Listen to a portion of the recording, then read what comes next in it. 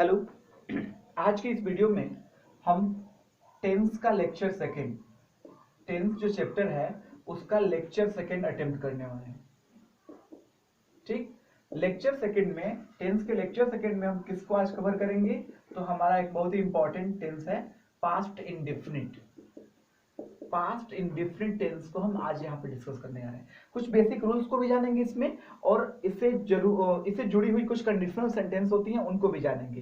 तो past indefinite tense की अगर डेफिनेशन की बात की जाए हिंदी में, कैसे पहचाने कि it is past indefinite tense. ठीक, तो पास्ट इंडेफिनिट टेंस के लास्ट में जनरली क्या आता है? या आता है, ई आता है, ठीक है, या फिर आप देखो तो क्या आएगा? ता था, ती थी, ते थे, एक्सेट्रा। ठीक है, तो या का मतलब जैसे लिया, दिया, किया, खाया, पिया। ई आ गया यानी कि लाई, गई, गए। ठीक है, ये ऐसे भी आ सकता है, गए। ठीक है, दिए, दिए।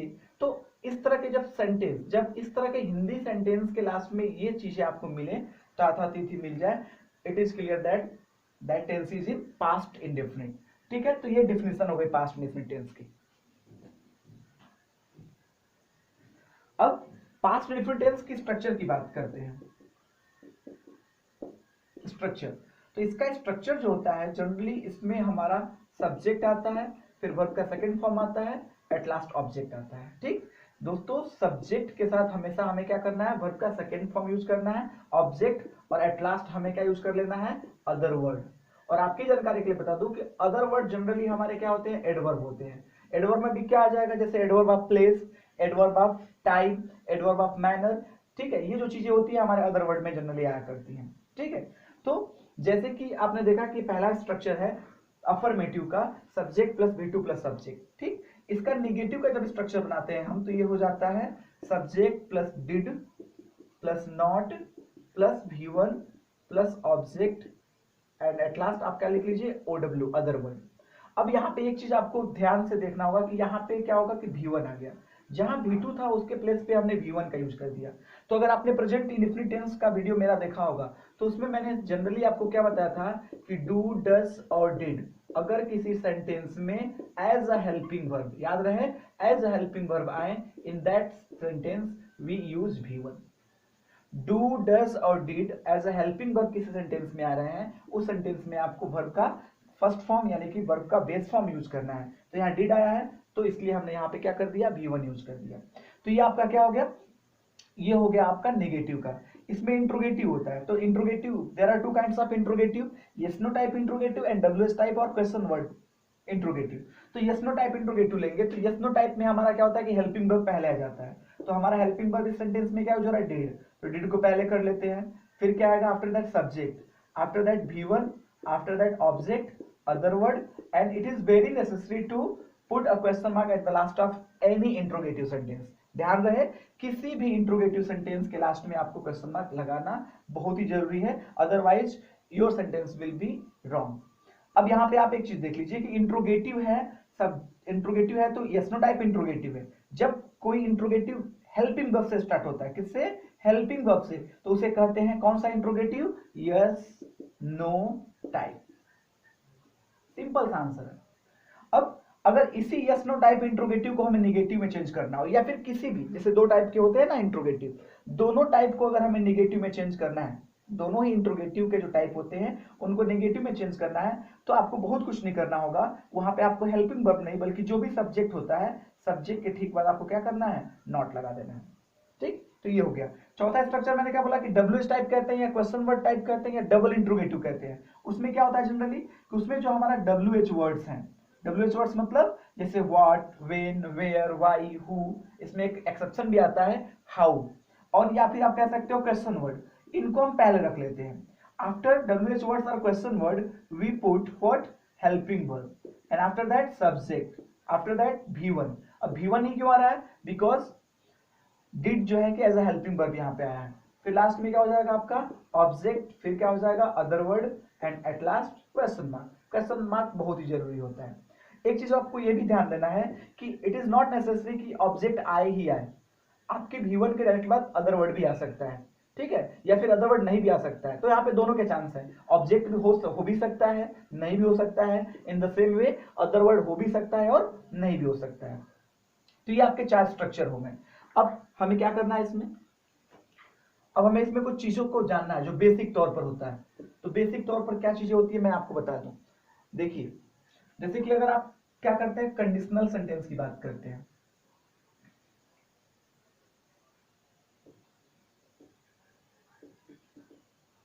कंडीशनल सेंटेंसेस, तो कंडीशनल सेंटेंसेस में क्या होता है कि अगर कोई सेंटेंस पास्ट में है, ध्यान दीजिए, अगर कोई भी दो सेंटेंस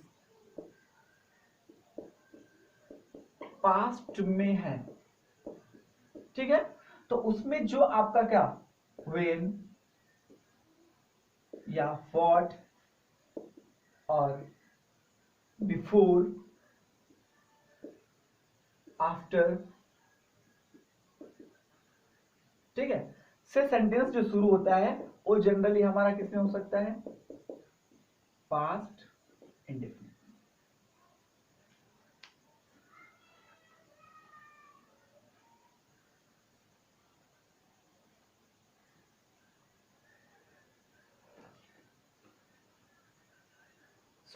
ये किसमें हो सकता है, पास्ट इंडेफिनिट में। अब जैसे देखा जाए, अगर मैं लिख दूं when he had come I had eaten my food। अब इस सेंटेंस में आप देख सकते हो गलती क्या हो रही है, आप बताएं, सोच के बताएं सेंटेंस में गलती क्या हो रही है। गलती हो रही है कि when he had come I had eaten my food। अब आप देख रहे हो कि जो when से स्टार्ट हुआ है सेंटेंस, इसमें when से तो ये स्टार्ट हुआ है और यहाँ पे क्या आ गया, had आ गया। गलती है ये कि ये आप जो when शुरू हुआ है इसको आपने क्या किया, पास्ट परफेक्ट में रख दिया, जबकि होना क्या चाहिए था सही तौर पर, when he came comma I had eaten my food। ठीक है, इसमें और भी एग्जांपल आप देख सकते हैं। तो ये पास्ट यूज हुआ यहाँ पे, और भी एग्जांपल इस पे देख लीजिए, और भी एग्जांपल इसमें जैसे कि जैसे अगर दे दे जैक हैड गॉन बिफोर जिल was sleeping, sorry, before Jill was coming। अब देखिए, जैक हैड गॉन बिफोर जिल वाज कमिंग। अब बिफोर के साथ जो आपका सेंटेंस यहाँ पे आ गया, ये क्या हो रहा है भाई, यहाँ पे प्रॉब्लम क्रिएट कर रहा है। तो जैसा कि बताया कि व्हेन, व्हाट और बिफोर आफ्टर के साथ जनरली क्या आता है, पास्ट इंडेफिनिट। जनरली कभी कभी एक्सेप्शन में भी हो जाता है, तो एक्सेप्शन में होगा तो यहाँ पे पास्ट इंडेफिनिट आके कुछ और भी आ सकता है, पास्ट परफेक्ट आ सकता है, सॉरी पास्ट परफेक्ट कंटिन्यूअस आ सकता है, या फिर पास्ट परफेक्ट आ जाएगा। लेकिन जनरली जो होता है कि व्हाट, व्हेन, बिफोर, आफ्टर, जब ये कंडीशनल के तौर पर काम कर रहे हो तो यहाँ पे इसके साथ पास्ट इंडेफिनिट यूज करेंगे आप। तो इसका बनाएंगे तो क्या बन जाएगा, जैक, ये दूसरा एग्जांपल होगा आपका, पहला ये था, ये दूसरा, सॉरी मार्कर चेंज करना पड़ेगा, ये हो जाएगा जैक हैड गॉन बिफोर जिल केम। अब आपने पास्ट कंटिन्यूअस इसमें चेंज कर दिया, पास्ट इंडेफिनिट में कर दिया। ठीक है, अब और एग्जांपल ले लेते हैं। We were working when the teacher had come। अब आपको आसानी से यहाँ पे गलती दिख रही होगी, we were working when the teacher had come। गलती क्या है, जो सेंटेंस आपका when से स्टार्ट है that is in past perfect. किसमें भैया, पास्ट परफेक्ट में है, होना किसमें चाहिए, पास्ट इंडेफिनिट में। तो क्या हो जाएगा यहाँ पे सही, when the teacher came, ये होता है।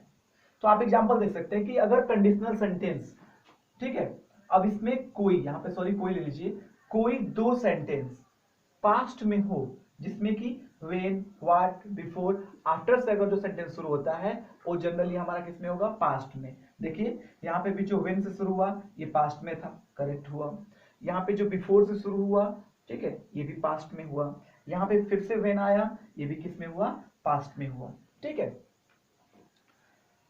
तो ये रहा आपका सिंपल पास्ट टेंस, ठीक है। तो अभी मैंने क्या कि पहले आपको प्रेजेंट इंडेफिनिट पढ़ाया, फिर आज के जो लेक्चर सेकंड वाला वीडियो इसमें पास्ट इंडेफिनिट पढ़ाया। अब क्या करना है कि मैं फ्यूचर का एक अलग से, फ्यूचर इंडेफिनिट का एक अलग से वीडियो बनाऊंगा।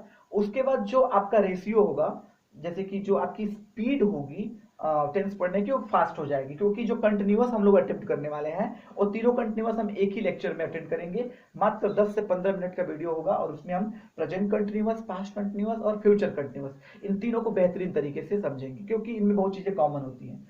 तो पहला प्रेजेंट इंडेफिनिट का लेक्चर खत्म हो गया, ये पास्ट इंडेफिनिट का लेक्चर है, और फिर फ्यूचर का एक और वीडियो आएगा आपका। और बता दो कि ये बेसिक वीडियो बनाई जा रही है, जो भी वीडियोस हैं ये बेसिक हैं। ये जो है एनसीईआरटी के क्लास 8th 7th से लेते हैं, 7th 8th 9th and 10th पर बेस्ड हैं, ठीक है।